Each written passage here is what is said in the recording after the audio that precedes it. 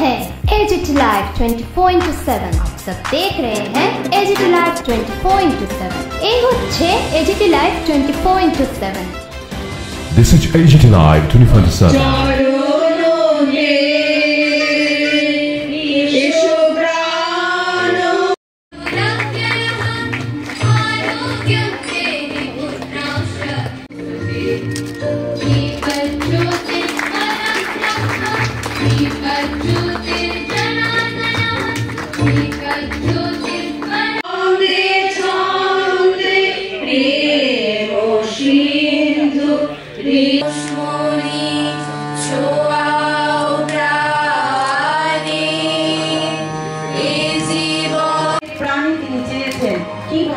শিশুদেরকে এই সময় দিচ্ছেন প্রফেসর ডক্টর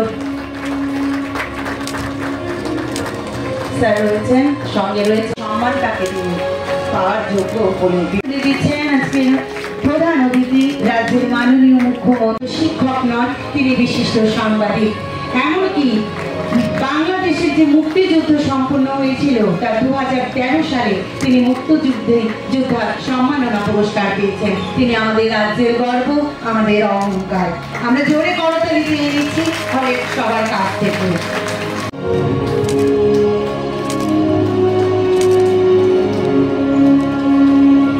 অনুষ্ঠানে উপস্থিত রয়েছেন রাজ্যের জনপ্রিয় মুখ্যমন্ত্রী প্রফেসর ডক্টর মানিক সাহা মহোদয়, এবং আমাদের মধ্যে রয়েছেন স্বাস্থ্য দপ্তরের অধিকর্তা ডক্টর সঞ্জীব দেববর্মা মহোদয়, এবং আমাদের ডক্টর কেপি দেবনাথ মহোদয়, এবং আমাদের ফাউন্ডার প্রেসিডেন্ট ডক্টর প্রদীপ ভৌমিক মহোদয়, এবং আপনারা যারা আমাদের সমস্ত শাখা থেকে ডেলিগেট হয়ে এসছেন আপনারা রয়েছেন, এবং আগরতলা শহরের বিশিষ্ট জনেরা রয়েছেন, বিশিষ্ট চিকিৎসকরা রয়েছেন।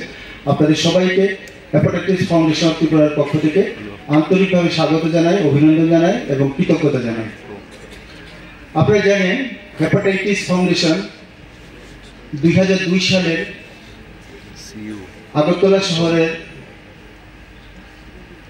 হসপিটাল রোডে টেরেসা ডায়াগনস্টিক সেন্টারের ছোট্ট ঘরে এর প্রতিষ্ঠা হয়েছিল, এবং সেই প্রতিষ্ঠার অন্যতম যিনি ছিলেন, সভাপতিত্ব করেছিলেন সেই দিনের অনুষ্ঠানে, তিনি আজও আমাদের মধ্যে আছেন, রাজ্যের বর্ষিয়ান শিশুরোগ বিশেষজ্ঞ ডক্টর বিকাশ রায় মহোদয়। স্যার আমাদের এখানে আছেন, স্যারকে আমি কৃতজ্ঞতা জ্ঞাপন করছি, স্যার আমাদের মধ্যে উপস্থিত হতে পেরেছেন।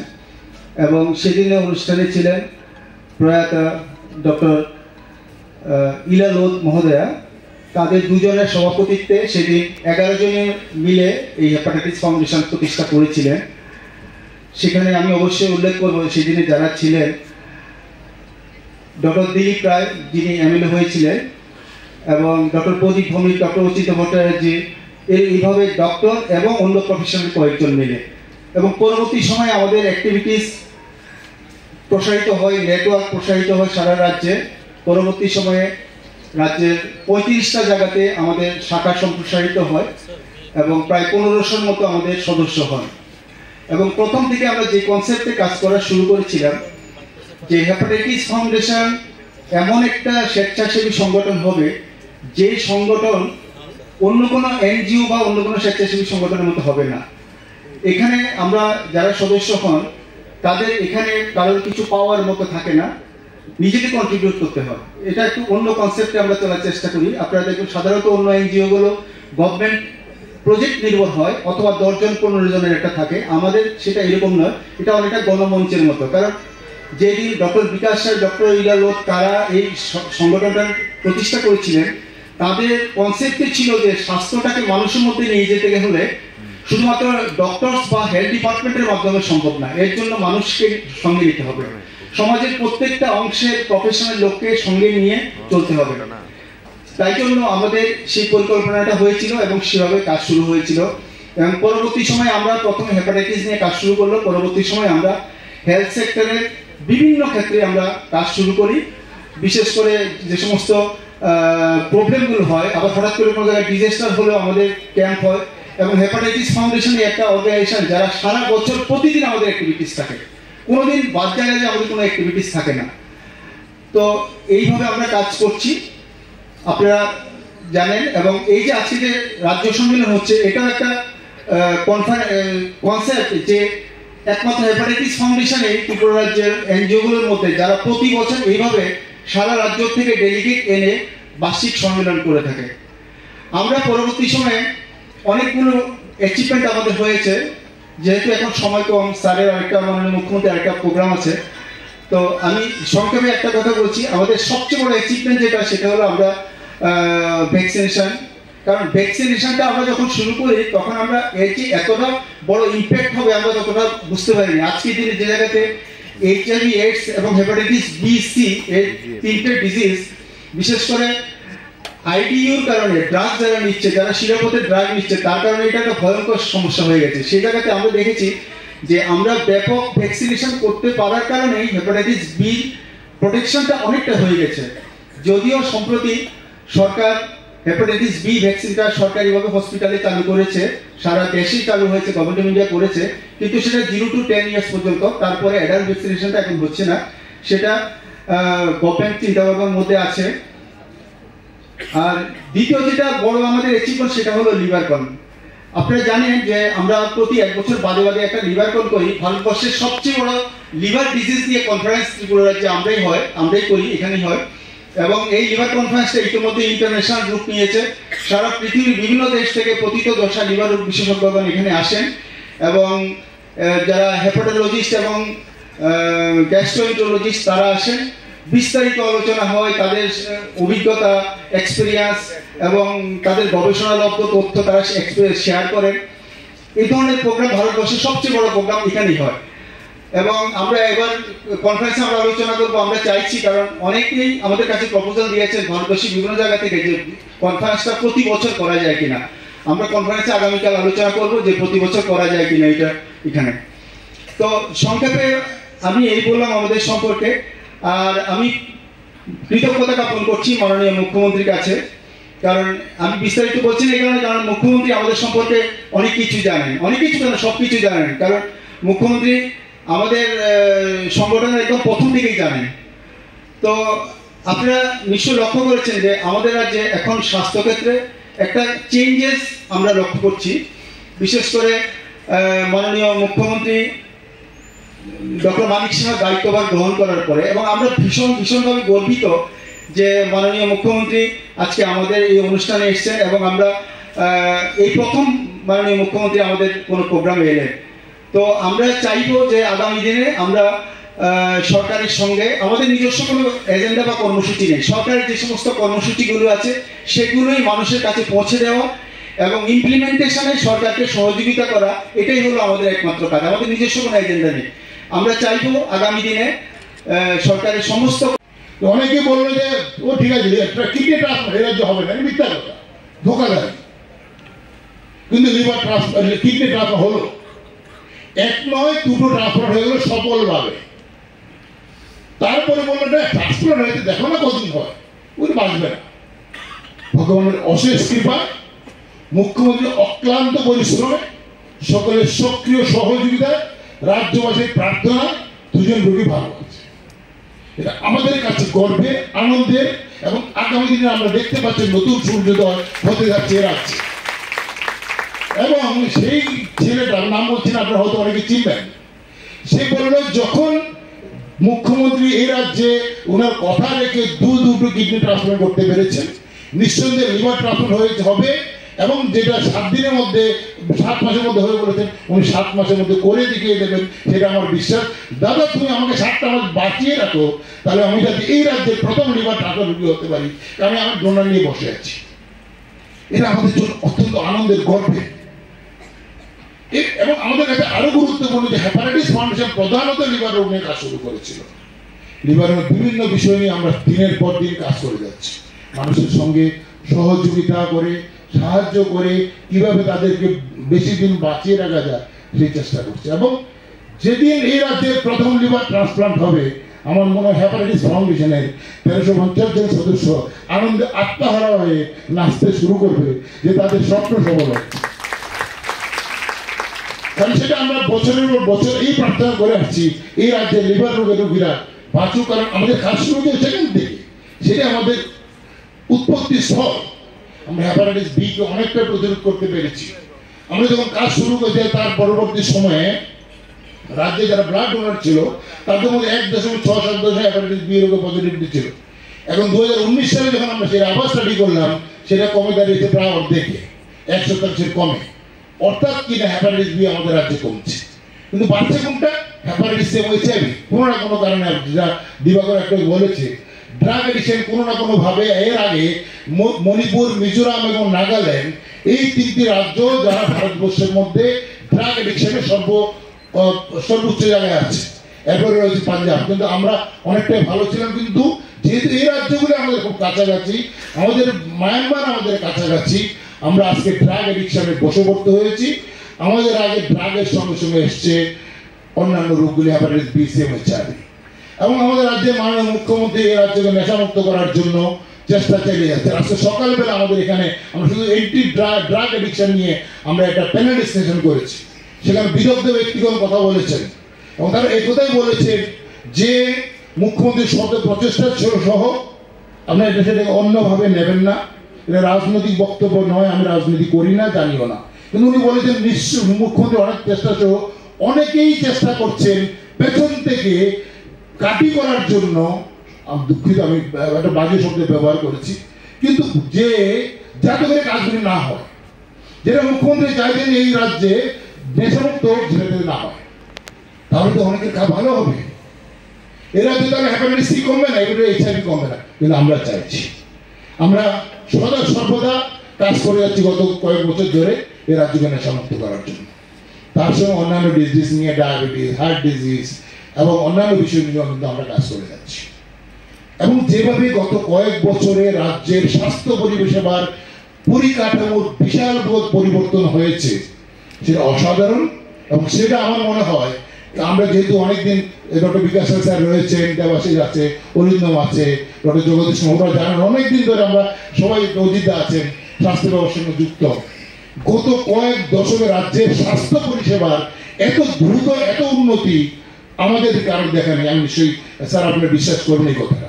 অর্থাৎ তার জন্য আমাদের সকলের পক্ষ থেকে স্যার আপনাকে অভিনন্দন জানাচ্ছি। এবং যেভাবে এখানে স্বাস্থ্য পরিষেবার উন্নতি ঘটছে, আপনার কাছে অনুরোধ থাকবে স্বাস্থ্য পরিষেবার সঙ্গে ট্যুরিজমকে মিলিয়ে মেডিকেল ট্যুরিজম যদি রাজ্যে শুরু করা যায়, যেটা আপনার ট্যুরিজম আমাদের মনে হয় আপনার একদিকে যদি স্বাস্থ্য থাকে, আরেকদিকে যদি শিক্ষা থাকে, তাহলে তৃতীয় যে বিষয়টা আপনি খুব গভীরে দেখছেন, সেটা হলো এ রাজ্যকে ট্যুরিজমের মানচিত্রে নিয়ে আসা পৃথিবীর কাছে। এবং সেটা যদি মেডিকেল ট্যুরিজম নিয়ে একসঙ্গে করা যায়, আমাদের মনে হয় সেটা রাজ্যের জন্য একটা অভূতপূর্ব ঘটনা হবে। রাজ্যে প্রচুর মানুষ হবে, তারা চিকিৎসিত হবে কম পয়সা। কারণ ত্রিপুরার মানুষ তাকে ঠকাতে জানে না। ত্রিপুরার মানুষ অন্য রাজ্যে গেলে তারা ঠকে আছে, ধরুন 1 লাখ টাকা 3 লাখ টাকা চলে গেল, কিন্তু আমার চিকিৎসাটা তো হলো না। কিন্তু ত্রিপুরার মানুষ ঠকাতে যায় না। এখানে যদি মেডিকেল ট্যুরিজম করতে, চিকিৎসা করতে মানুষ আসে, তারা ঠকবে না, তারা সুস্থ হয়ে বাড়ি ফিরে যাবে, ত্রিপুরার জয়গান করবে, ত্রিপুরার মানুষের জয়গান করবে।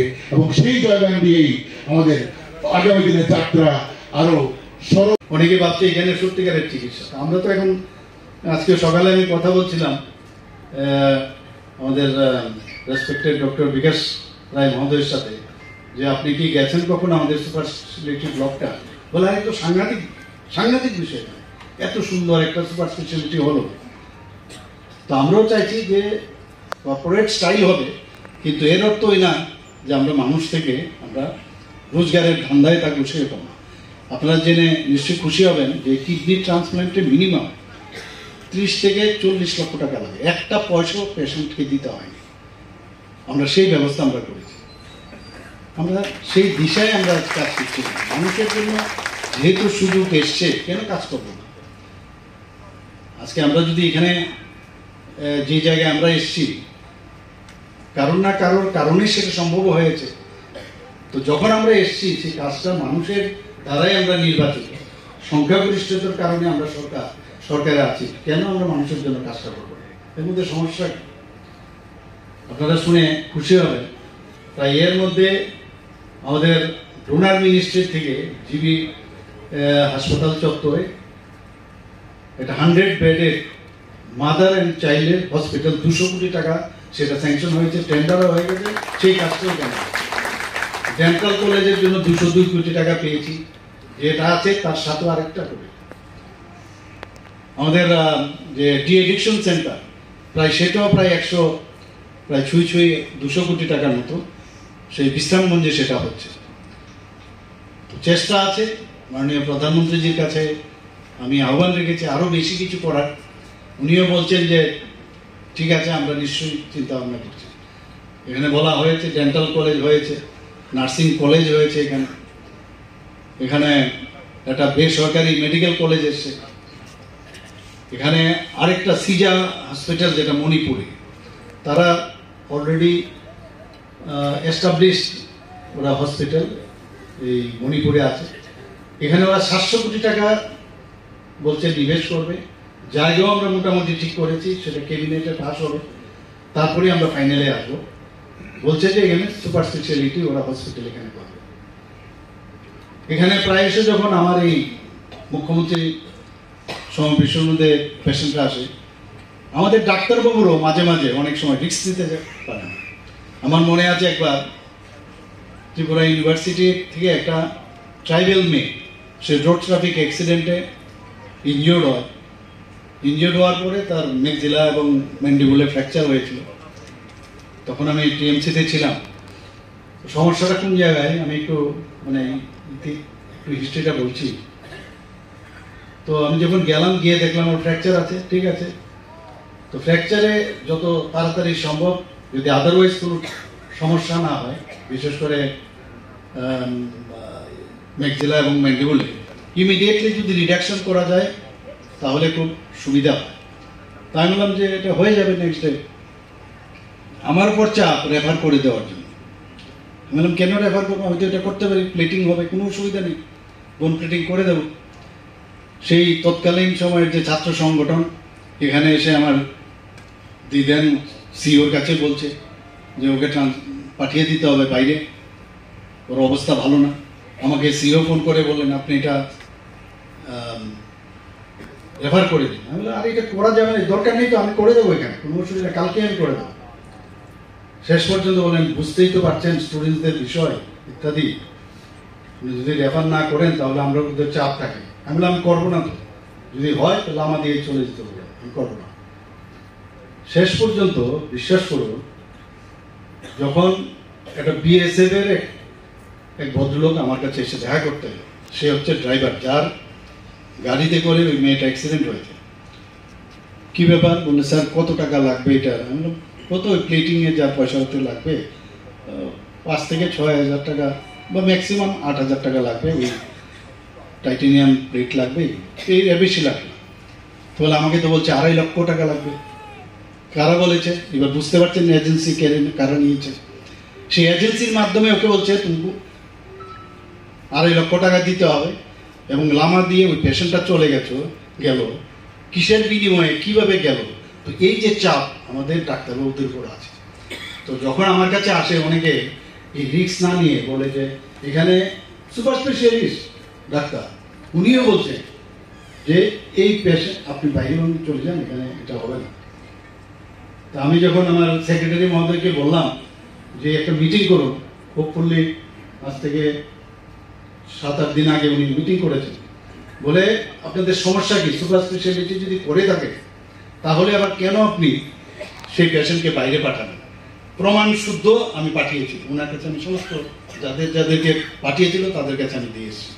ওনাদেরকে জিজ্ঞেস করুন, যদি ইনফ্রাস্ট্রাকচারের সমস্যা থাকে সরকার দেবে ইনফ্রাস্ট্রাকচার, আর যদি অন্য কোনো সমস্যা থাকে সেটাও আমরা দেখব।